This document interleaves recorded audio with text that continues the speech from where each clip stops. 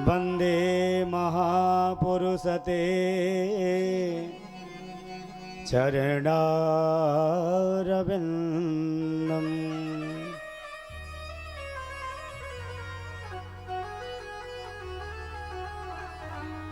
रामाय रामभद्राय रामचन्द्राय वेधसे रघुनाथाय नाथाय सीताया पतये नमः। गुरुमूरथ मुख चंद्रमा सेवक नयन चकोर अष्ट प्रहर निरखत रहूं श्री गुरु चरणन की ओर। जय भव्य भारत वर्ष जय राधा रमण श्री कृष्ण की। एक बार बोलो प्रेम से जय हो सनातन धर्म की। जय बोलो वृंदावन बिहारी लाल की। भागवत महापुराण की। सदगुरुदेव भगवान की। विग्राम की। भगवान भोलेनाथ की। संत समाज की। नमः पार्वती पतये हर हर महादेव शंभु। उपस्थित श्रीमद् भागवत महापुराण में बैठे हुए श्रोता सज्जन महानुवृंद, माता अनसुईया गार्गी के पद चिन्हों पर चलने वाली हमारी मम्मात शक्ति, धर्म की धुरी को धारण करने वाले हमारे पिता तुल बुजुर्ग नंद नंदन यशोदा नंदन देवकी नंदन भगवान श्री राधा कृष्ण के चरणों में प्रणति निवेदन करते हुए एवं उनकी आह्लादनीय शक्ति श्री राधा रानी के श्री चरणों में प्रणाम करते हुए क्षेत्र देवता, ग्राम देवता, कुल देवता, सिया राममय सब जग जानी, करहूँ प्रणाम जोर जुग पानी। आइए, आज प्रथम दिवस है और आज प्रथम दिवस में हम आप लोगों को कथा नहीं श्रवण कराएंगे, न हम आपका ज़्यादा समय लेंगे, लेकिन हम महात्मा का एक श्लोक सुना करके आपको बड़ा ही सुंदर भाव से हम कथा को विराम करेंगे। फिर आप लोग जैसा चाहेंगे वैसा होगा। आइए, बड़े भाव के साथ में कथा में हम लोग प्रवेश करें। उसके पूर्व कहते हैं, जन्मांतरे भवेत पुण्यम तदा भागवतम लभेद। जब जन्म जन्मांतर के, कल्प कल्पांतर के, युगांतर के जब पुण्य पुंज एकत्रित होते हैं, तब कहीं जाकर के जीवन में भगवान की कथा सुनने का सो अवसर प्राप्त होता है। आइए, बड़े भाव के साथ में भगवान नाम संकीर्तन और तत्पश्चात भगवान की कथा में हम सब लोग अपलावित होंगे। बोले गोविंद भगवान की। श्री राधे राधे गोविंद गोविंद राधे राधे राधे गोविंद गोविंद राधे।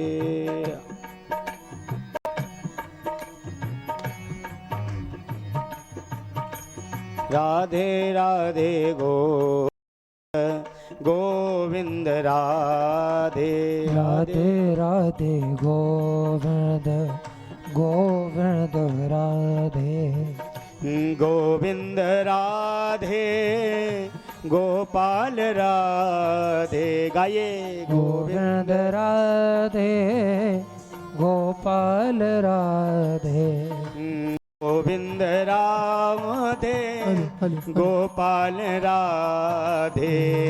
गोविंद राधे गोपाल राधे। श्री राधे राधे गोविंद गोविंद राधे। राधे राधे गोविंद गोविंद राधे।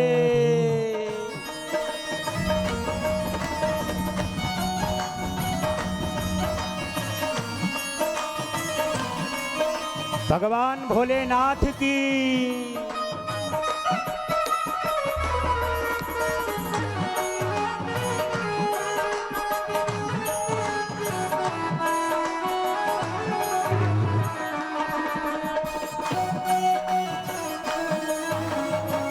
जय हो।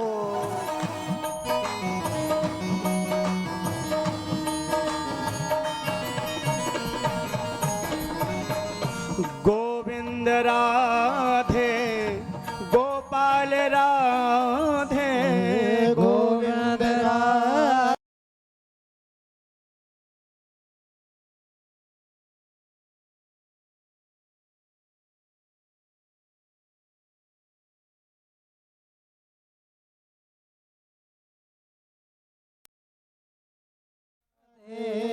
गोविंद राधे गोपाल राधे गोविंद राधे गोपाल राधे राधे राधे गोविंद गोविंद राधे राधे राधे गोविंद गोविंद राधे राधे राधे गोविंद गोविंद राधे श्री राधे राधे गोविंद गोविंद राधे श्री राधे राधे गोविंद गोविंद राधे राधे राधे गोविंद गोविंद राधे गोविंद राधे गोपाल राधे गोविंद राधे गोपाल राधे गोविंद राधे गोपाल राधे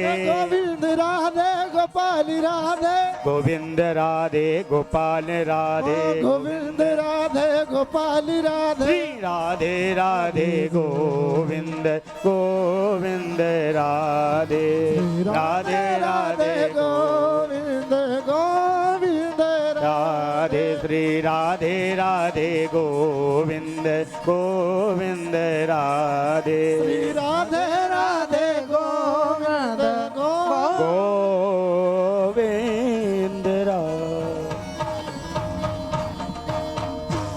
बोल वृंदावन बिहारी लाल की जय हो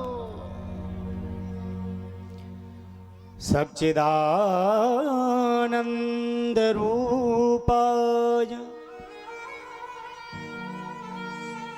विश्वोत्पत्त्यादि है तबे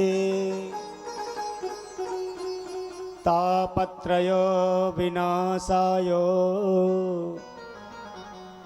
श्री कृष्णाय भजं नुमः। बोली गोविंद भगवान की। मन को एकाग्र करें।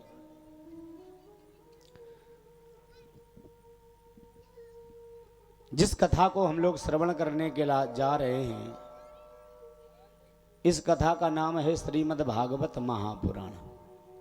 क्या नाम है? देखिए, आज प्रथम दिवस की कथा है और कहते हैं अगर प्रथम दिवस आप लोगों ने बड़े श्रद्धा से अगर इस श्लोक को समझ लिया तो हमें ये लगता है कि आपको संपूर्ण भागवत बड़े अच्छे से समझ में आ जाएगी।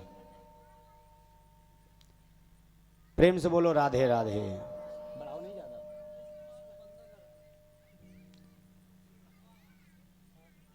सच्चिदानंद रूपाय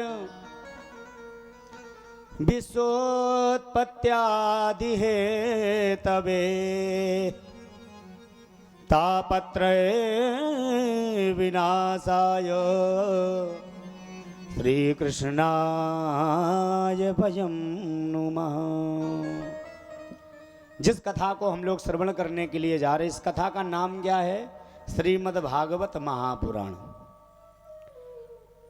जिस कथा को हम लोग श्रवण कर रहे हैं, 335 अध्याय हैं, 12 स्कंद हैं और 18,000 श्लोक है। कितने हजार श्लोक है? 18,000।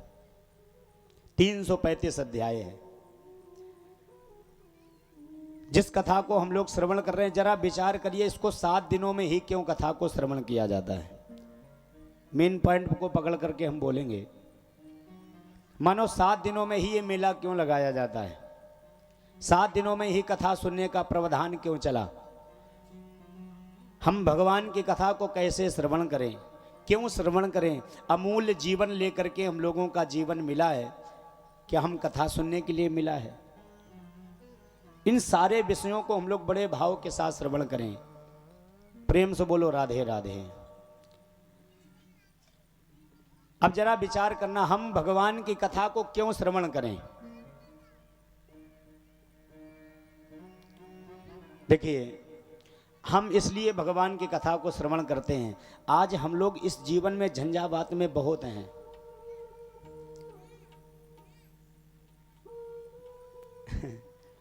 बोलो राधे राधे। मन को, बच्चों को शांत करिए।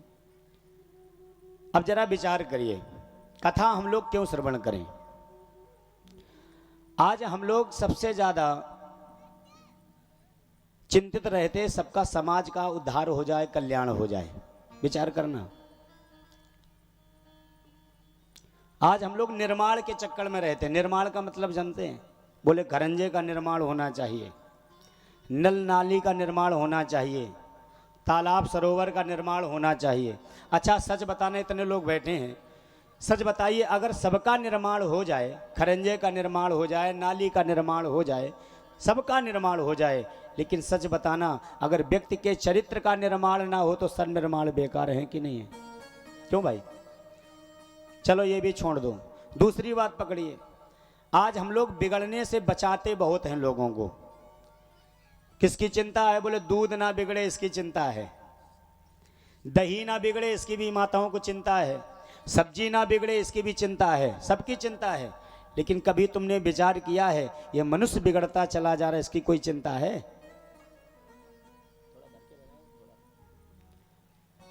जरा विचार करिए, इसकी कोई चिंता है? अच्छा, चरित्र ना बिगड़े, मनुष्य का धर्म ना बिगड़े, इसका कोई संसाधन? ध्यान से सुनना। बोले महाराज, आज तक ऐसी कोई मशीन बनी है जिस मशीन में मनुष्य को डाल दिया जाए, मनुष्य ना बिगड़े, ज्यों का त्यों निकल आए? क्यों भाई? अच्छा, फ्रिज का निर्माण कर दिया वैज्ञानिकों ने, आप दूध दही सब कुछ रख दीजिए, बिगड़ने वाला कुछ है ही नहीं। लेकिन आज तक ऐसी कोई मशीन नहीं बनी है जिस मशीन में मनुष्य को डाल दिया जाए और मनुष्य ज्यों का त्यों निकल आए। क्यों भाई? ऐसी कोई मशीन बनी? अभी इसके पहले हम कानपुर में, ये गपचरियापुर में कथा, इसके पहले हम कानपुर में कथा गा रहे थे, तो वहां पर कथा गा करके हम जैसे निकले तो जूस निकालने वाला एक व्यक्ति जा रहा था। जूस निकालते देखा होगा, ठेले में मशीन लगाए रहता है, तो जूस निकालता था। ध्यान से सुना, इस पॉइंट को अगर समझ जाएंगे तो कथा सुनने का सीधा सीधा अर्थ समझ जाएंगे।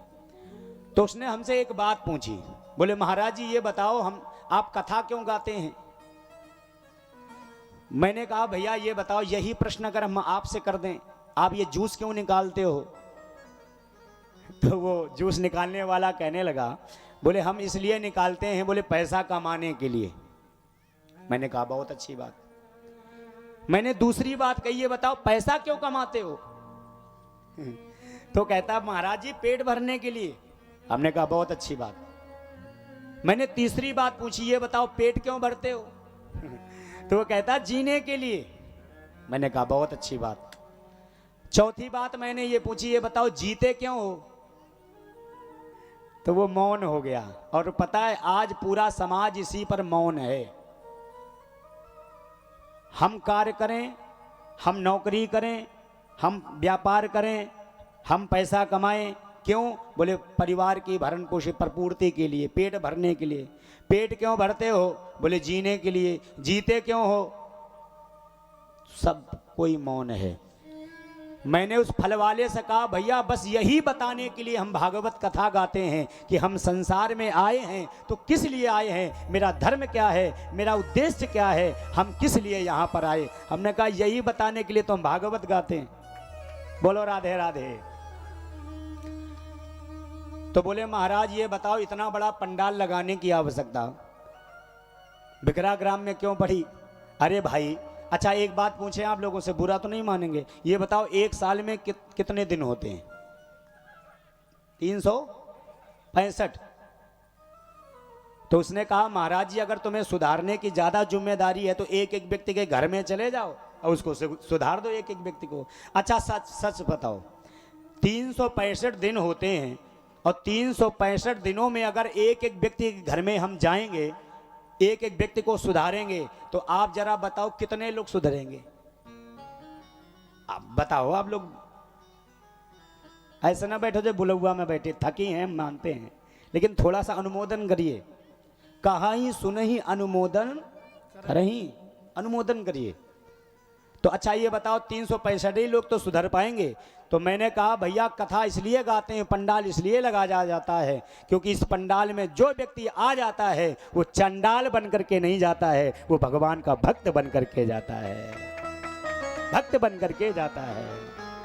इसलिए इस पंडाल में जो व्यक्ति आ जाता है वो स्वतः ही निर्मित होने लगता है, उसके हृदय से काम निकल जाता है, क्रोध निकल जाता है, भय निकल जाता है और भगवान के प्रति भक्ति हो जाती है। हम भगवान को क्यों जाने, इसलिए इस महात्म के श्लोक को सुनिए। भागवत तो प्रथम स्कंद से प्रारंभ होती है, लेकिन महात्म चर्चा, महात्मा का मतलब होता महिमा। क्यों माता जी? अगर किसी व्यक्ति के विषय में महिमा को हम ना जाने तो सच बताओ उससे प्रेम होगा? आप ही लोग बताइए। जब तक महिमा नहीं सुनेंगे तब तक मधुरिमा आने वाली नहीं है। और हम भगवान से जुड़ने के लिए जा रहे हैं तो हम भगवान के विषय में जाने ये भगवान है कैसे, कन्हैया है कैसा, इसलिए हमें जानना। अच्छा एक कॉमन सी बात है समाज में ये प्रसारित है, बोले क्या? बोले जानेंगे नहीं तब तक मानेंगे नहीं। तो इसलिए तुलसीदास जी कहते हैं जाने बिनु न होय परतीति, जाने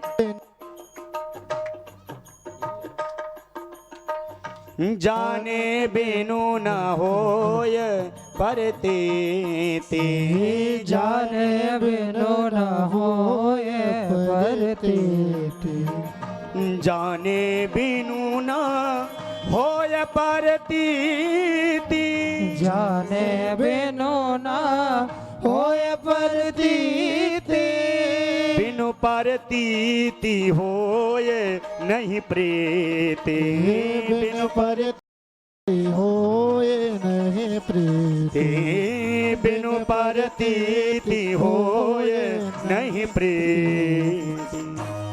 इसलिए भगवान को जानिए। तो भगवान को कैसे जाना जाएगा? तो महात्मा का प्रथम श्लोक, हम ज्यादा समय नहीं लेंगे। अब जरा विचार करिए, महात्मा का प्रथम श्लोक मंगलाचरण किया है। अच्छा सभी लोग हाथ जोड़ लो और प्रथम श्लोक गुनगुना लो, बड़ा ही सुंदर है।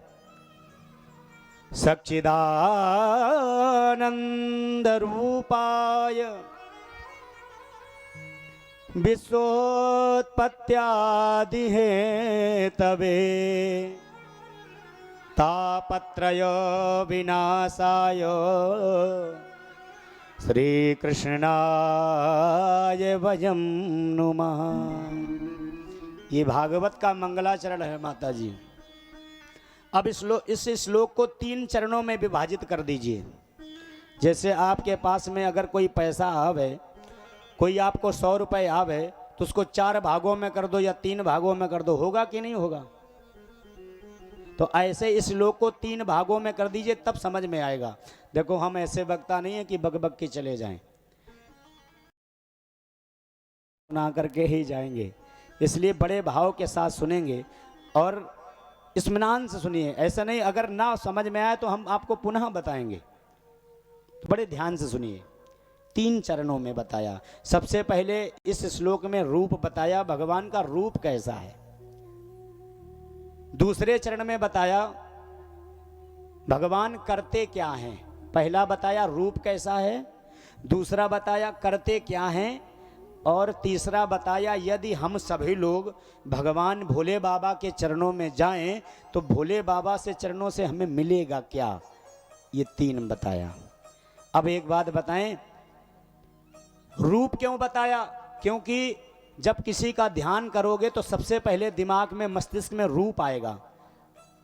अब कहीं बुआ जी का ध्यान करो तो बुआ जी का पहले मस्तिष्क, पहले दिमाग में गूंज जाएगा कि बुआ जी ऐसी हैं। अब समझना, अब भगवान का रूप कैसा, तो 3 चरणों में बताया। भगवान कैसे हैं? बोले सत घन चित घन आनंद। बोलो राधे राधे। बड़े ध्यान से समझना। तो भगवान सत्य स्वरूप हैं। सत्य व्रतम सत्य परम सत्यम सत्यस्य योनिम निहतम च सत्य सत्यस्य सत्यम मृत सत्य नेत्रम सत्यात्मकम त्वाम शरणम प्रपन्ना। 10वें स्कंद में भगवान को ही सत्य सत्य कह करके बुलाया गया है। तो भगवान कैसे हैं? बोले सत्य हैं। अच्छा, आप लोगों से कहें कि अगर हम आपसे कहें कि भगवान सत्य कैसे हैं, सत्य किसे कहते हैं, तो आपकी क्या परिभाषा रहेगी? सत्य का मतलब होता है जो तीनों कालों में रहे, था, है और आगे रहेगा। एक फिल्मी गीत है ना, मुझे तुमसे प्रेम था, है, रहेगा। बोलो राधे राधे। है? अच्छा, आप लोगों से कहें कि सत्य किसे कहते हैं, चलो मान लिया। अब आपसे कहें ये बताओ, अंगूठी सत्य है कि सोना सत्य है? एग्जाम्पल से समझिए। आप लोग बताओ माता जी, अंगूठी सत्य है कि सोना सत्य है? क्या सत्य है? सोना। अच्छा, आपने जैसे हम लोगों को एक सोने की धातु दी, सोने की ईंट दे दी, समझना। तो उस ईंट को लेकर के हम ज्वेलर्स के पास में गए।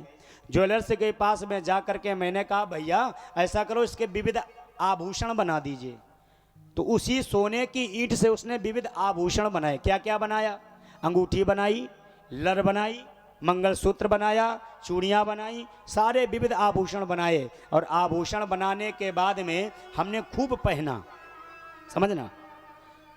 जब मन भर गया, और जब मन भर गया तो मैंने मन में विचार किया, ये हत्या की जड़ है सोना पहना। अब तुम निकल पड़ो ऐसे सुनसान निर्जर वन में। तो अब तो नहीं, अब तो योगी बाबा की सरकार है। बोलो राधे राधे। अब तो कोई भय नहीं है, लेकिन पहले भय बहुत था, हैं?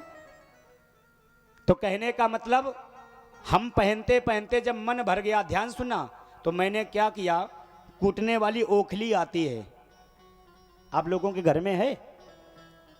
अब तो रूप बदल गया परीक्षित जी।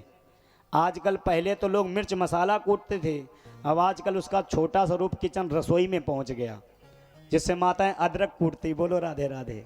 छोटा सा रूप आ गया अब। तो उसी ओखली में पहनते पहनते जब मन भर गया तो सारे हमने जेवर उतारे, उसी ओखली में कूटने वाली में डाल दिए और कूट दिए। अब जरा विचार करना, ये बताओ आभूषण बनने के पहले क्या था? अब आप लोग बताइए, आभूषण बनने के पहले क्या था? सोना। अच्छा, आभूषण ने वही रूप ले लिया तो अंगूठी उसमें है क्या? उसमें सब में है क्या? सोना ही तो है। अंगूठी सत्य नहीं, सोना सत्य है। और इसके बाद में सारे आभूषण जब मैंने कूट दिए तो बचा क्या? सोना। तो जैसे सोना कूटने से, आभूषण बनने से सब में भगवान का ही रूप है, सोना ही सोना है, ऐसे ही भगवान तीनों कालों में है। भोले बाबा कहते हैं, सुनो, मैंने जीवन का अनुभव मैं आपको बता रहा हूं। क्या? तो कहती हैं, उमा कहाँ हूँ मैं अनुभव अपना, उमा कहाँ अनुभव अपना, उमा कहाँ हूँ मैं अनुभव अपना, उमा कहाँ मैं अनुभव अपना,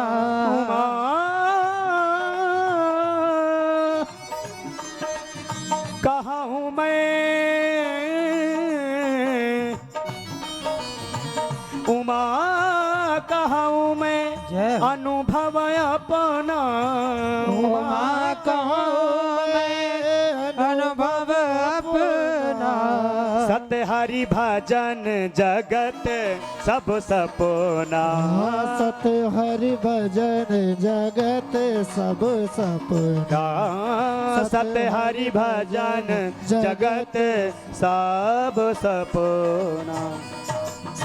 भगवान सत्य स्वरूप हैं। भगवान चित माने होता है ज्ञान प्रकाश। अच्छा, ये बताओ, भगवान को क्या किसी को प्रकाश लेने की आवश्यकता है? उसको हम लोगों को आंखें तो दी हैं, लेकिन आंखों से दिखाई भी सब देखता है, लेकिन अगर अंधकार में चले जाएं तो ये बताओ अंधकार में कुछ दिखाई देता है तुम्हें आंखों से? ना। जो आंखों में प्रकाश देने वाला है वो भगवान है, चेतन।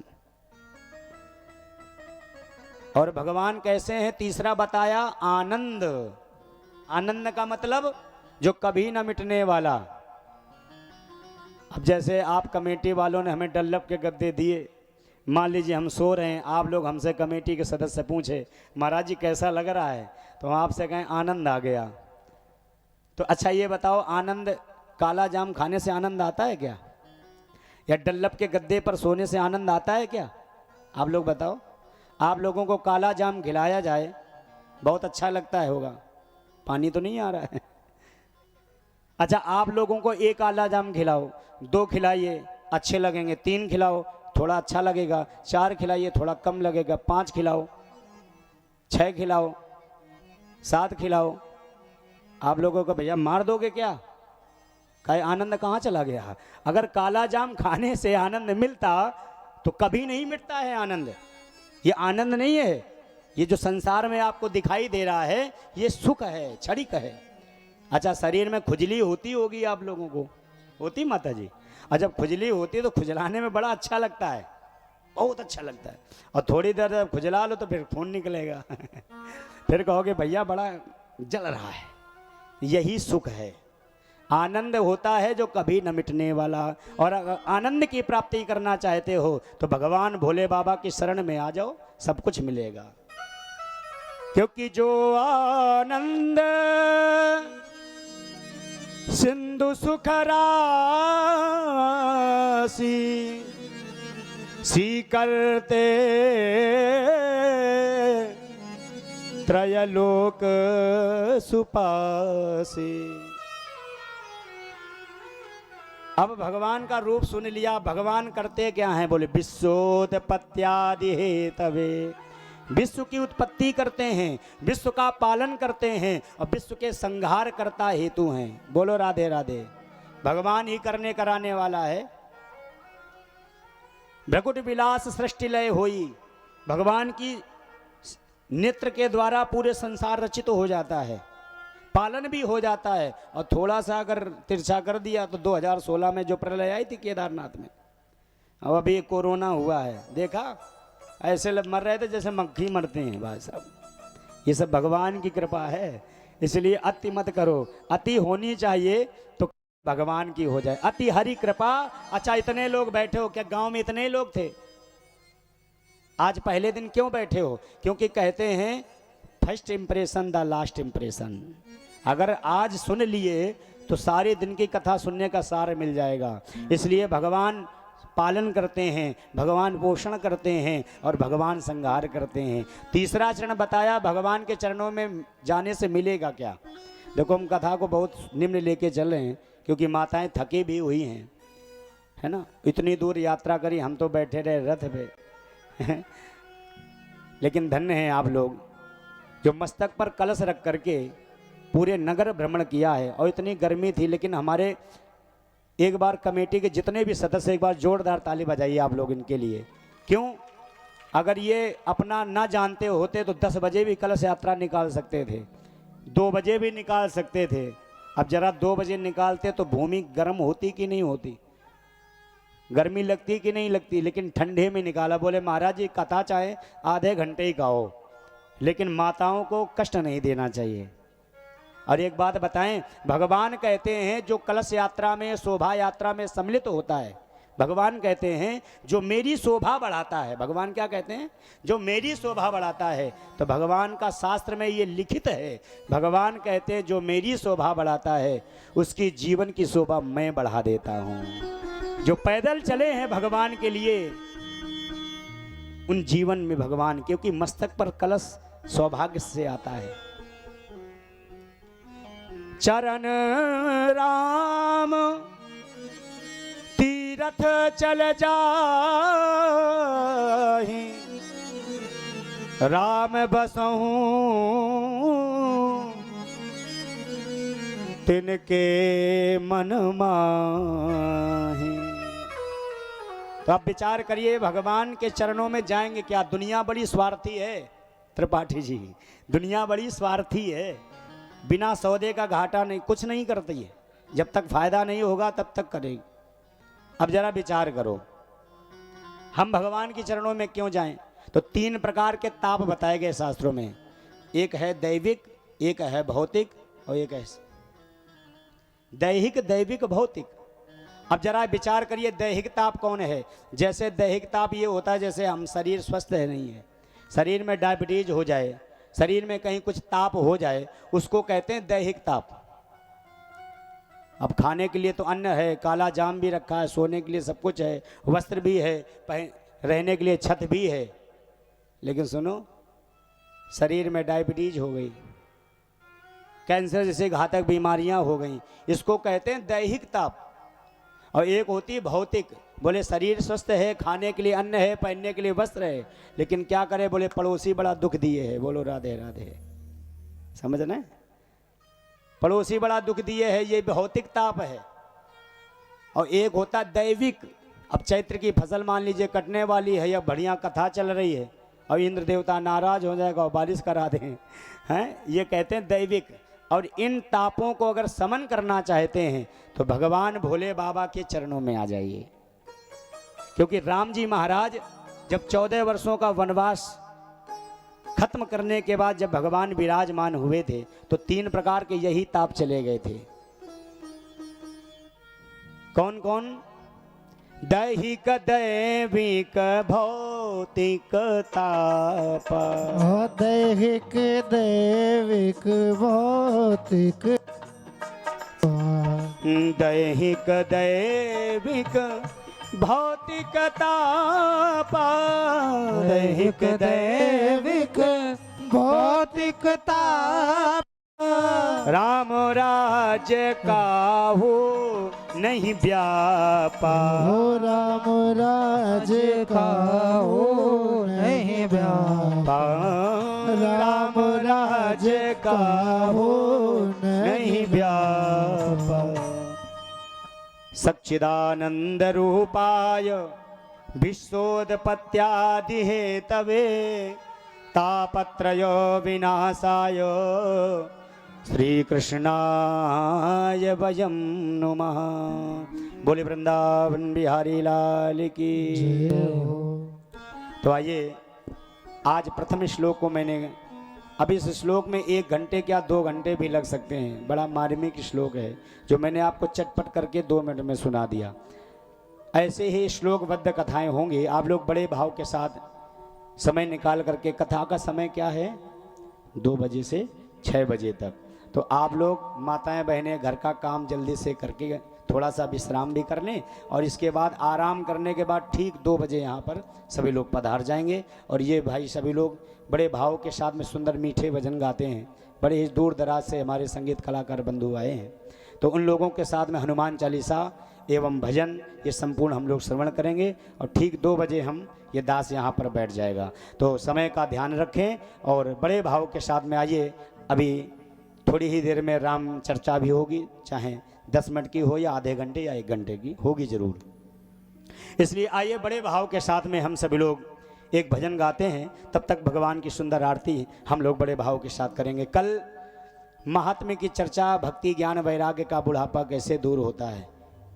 देखो, सुनने वाले होंगे तो सुनाने में बड़ा आनंद आएगा, और जिस हिसाब से सुनेंगे उस हिसाब से सुनाएंगे। हम लोग ऐसे वक्ता नहीं हैं कि छलिया बरमान गा करके निपाट दें ना। अगर सुनने वाले होंगे तो अक्षरशः आप लोगों को सुनाएंगे, क्योंकि ये दास पहली बार आपके ग्राम में आया है। तो मैं ये कहता, अगर सुनने वाले होंगे तो सुनाने में बड़ा अच्छा लगेगा। इसलिए आइए बड़े भाव के साथ गाते हुए बोले गोविंद भगवान की। ताली बजा के भाव के साथ गाइए। हो मेरे सरकार का दीदार बड़ा प्यारा है,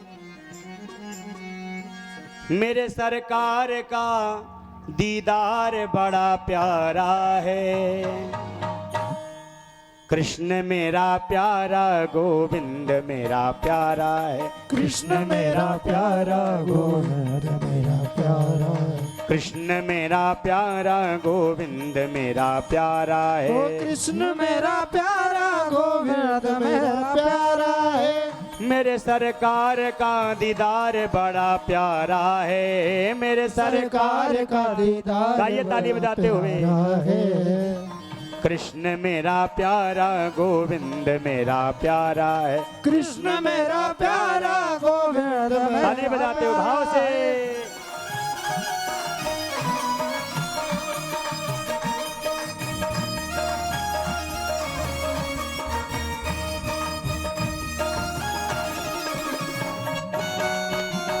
जय हो।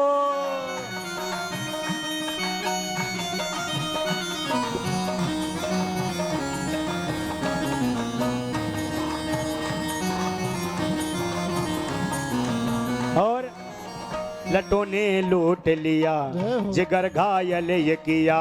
लटों ने लूट लिया जिगर घायल ये किया। तेरी प्यारी अदा ने मुझे बेचैन किया। तेरी प्यारी अदा ने मुझे बेचैन। अच्छा एक बात पूछूं, ये बताओ कौन कौन वृंदावन गया? हाथ उठाओ जरा। काफी लोग गए हैं। भगवान को कभी देखा बांके बिहारी को? कितने सुंदर देखते हैं। लटों ने लूट लिया जिगर घायल ये किया। लटों ने लूट लिया जिगर घायल किया। तेरी प्यारी अदा ने मुझे बेचैन किया। तेरी प्यारी अदा ने मुझे बेचैन किया। प्यारी अखियों में लगा कजरा बड़ा प्यारा है। प्यारी अखियों में लगा कजरा बड़ा प्यारा है। कृष्ण मेरा प्यारा गोविंद मेरा प्यारा है। कृष्ण मेरा प्यारा गोविंद मेरा प्यारा है। कृष्ण मेरा प्यारा गोविंद मेरा प्यारा है। कृष्ण मेरा प्यारा गोविंद। जय हो राधे राधे।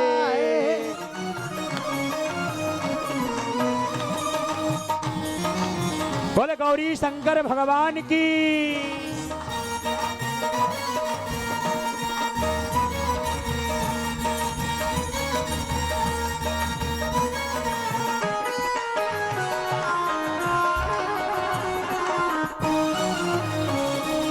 जय हो।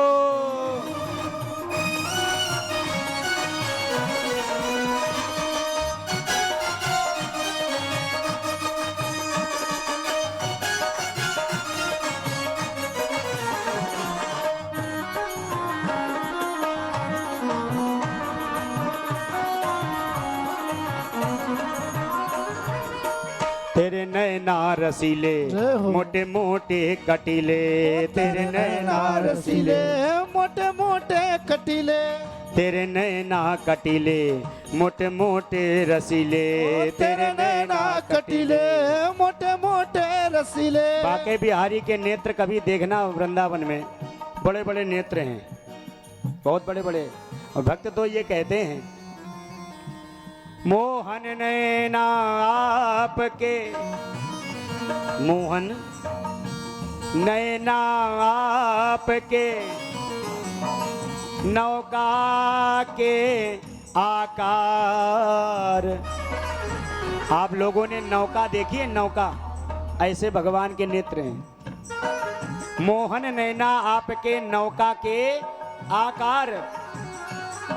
जो जन इनमें बस गए हो गए भव से पार। हो गए भव से पार। हो गए भव से पार। इसलिए तेरे नैना रसीले मोटे मोटे कटीले। तेरे नैना रसीले मोटे मोटे कटीले। दिल को छीन लिया तेरी प्यारी हंसी ने। दिल को छीन लिया तेरी प्यारी हंसी ने। प्यारी अखियों में लगा कजरा बड़ा प्यारा है। प्यारी अखियों में लगा कजरा बड़ा प्यारा है। कृष्ण मेरा प्यारा गोविंद मेरा प्यारा है। कृष्ण तेरा प्यारा गोविंद तेरा प्यारा है। कृष्ण मेरा प्यारा गोविंद मेरा प्यारा है। कृष्ण तेरा प्यारा गोविंद तेरा प्यारा है।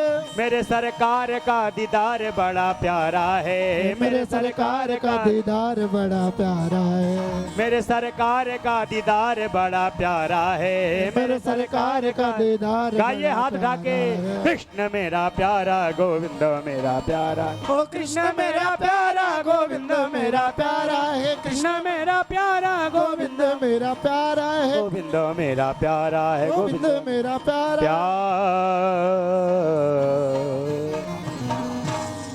बोले भगवान भोलेनाथ की जय हो, वृंदावन बिहारी लाल की। की जय। आइए बड़े भाव के साथ सभी भक्त खड़े हो जाएं और भगवान की सुंदर आरती करेंगे। और इसके बाद में कुछ विराम अल्प है ना, कि तुरंत वक्ता हमारे बड़े भैया श्री मनीष जी आचार्य प्रवर जी पधारेंगे। तो आइए बड़े भाव के साथ पहले हम लोग आरती गा लेते हैं और इसके बाद में वाणी को विराम देंगे। और आज ऐसी कथा समझो, ऊँग की उखाड़ी के ऊपर वाली पुइया समझ रहे हैं। हाँ, इसके बाद तक्षण भगवान की कथा हम लोग श्रवण, कोई जाएगा नहीं, तुरंत पधार रहे हैं। बोले गोविंद भगवान की। आज रोटी लेट करवाएंगे हमें लग रहा है आप लोगों से।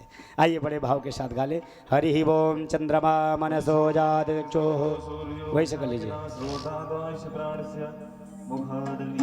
करने आया हूँ जरा, वैसे बजा दो मनमोहन, मैं आरती करने आया हूँ, मैं आरती करने आया हूँ प्रभु, तुम्हें रिझाने आया हूँ, मैं आरती करने आया हूँ प्रभु, तुम्हें रिझाने आया हूँ। जरा बंसी बजा दो मनमोहन, मैं आरती करने आया हूँ, जरा बंसी बजा दो मनमोहन, भाव से गाइए। आरती करने आया हूँ।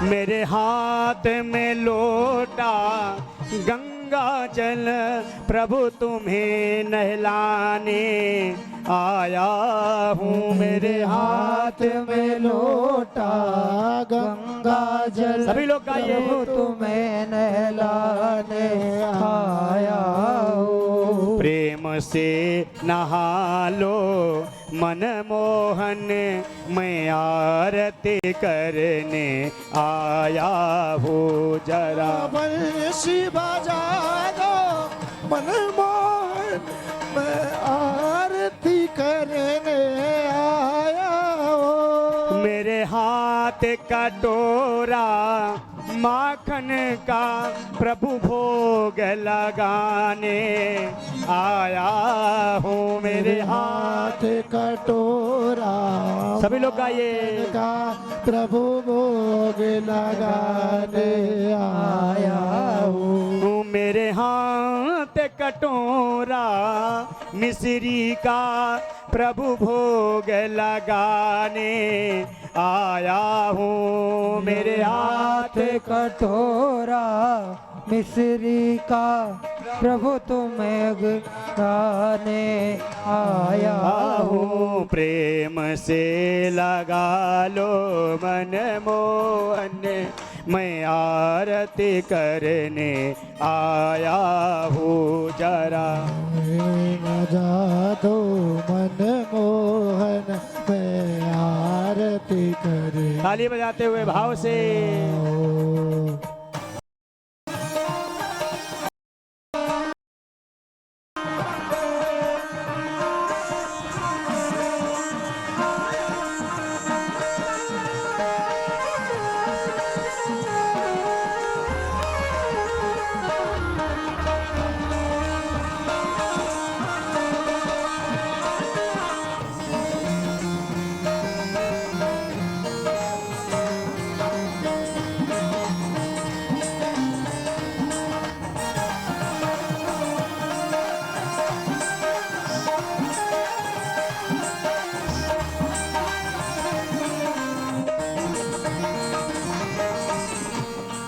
मेरे हाथ में पुष्पों की मान मैं आरती करने